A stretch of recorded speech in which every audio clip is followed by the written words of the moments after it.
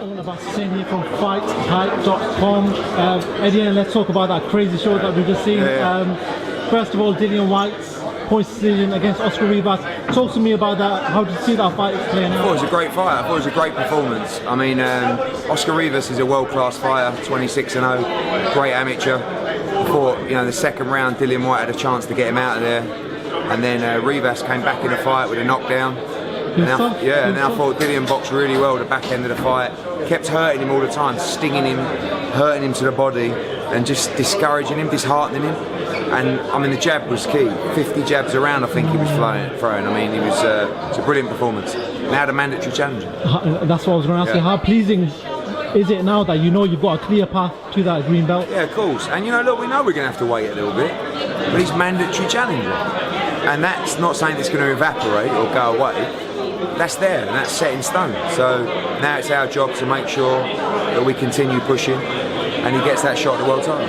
Eddie, as a promoter, what fighter would you like him to see next? Would you prefer the Tyson Fury one or the Deontay You're not really gonna, unless a monster fight comes up, why would you put him in a life and death fight when he's mandatory challenger? So that's going to be interesting. Let him have a rest.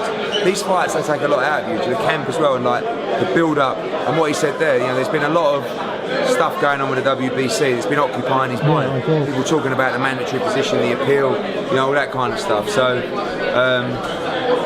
just have a good rest now. Think about coming back to camp, I don't know, September, and look at a November-December fight. So what I meant was, sorry, what's the biggest fight from Fury and Wilder in perspective of selling a fight? Would it be a Tyson Fury fight with Dillian Whyte, or would it be a huge fight in the UK? Obviously, Wilder's probably a bigger fight in the US, and Wilder's still a huge fight here. I don't think it's really about who it is; it's just the belt. You know, he just wants to win the world title. So whoever's got that title is the target.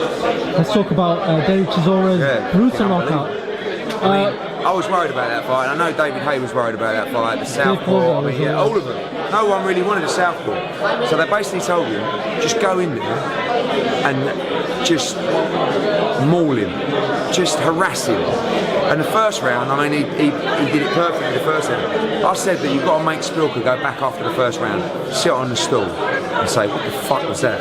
And that's exactly, you saw him go back to the stool, he stretched his legs out, and the knockout was absolutely brutal. Really pleased for him, you know. He's like, he's improving, he's getting better, and it's a danger. And I think the Josie Parker fight's a great fight. When are we going to expect to see that fight? Probably about October, November time, something like that, yeah. Can we have an update on Dave Allen, do you know? Yeah, he was stretching out of the ring, obviously, rushed to hospital. I think he has a broken orbital bone, cheekbone. Also damage to his tongue, but he's had brain scans and stuff like that, and as I understand it, that doesn't look to be a concern at the moment. And you've already seemed to have a sort of a soft spot for David Price, and he seems to pull through tonight. Yeah, look, I thought Price boxed really well. I mean, I know a lot of the discussion will be about Allen being rushed to hospital and his performance, which wasn't great, but Price boxed really well.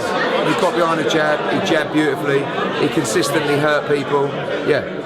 He consistently hurt him, boxed well, didn't gas, you know, so, you know, I think David Price deserves a lot of credit. This final question, a tweet from Mike Kopacek came out the other day about yourself being in advanced talks with Mikey Garcia.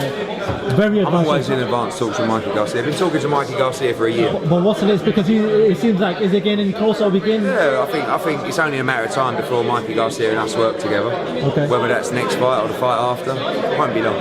Cool. At the end, thank you very much.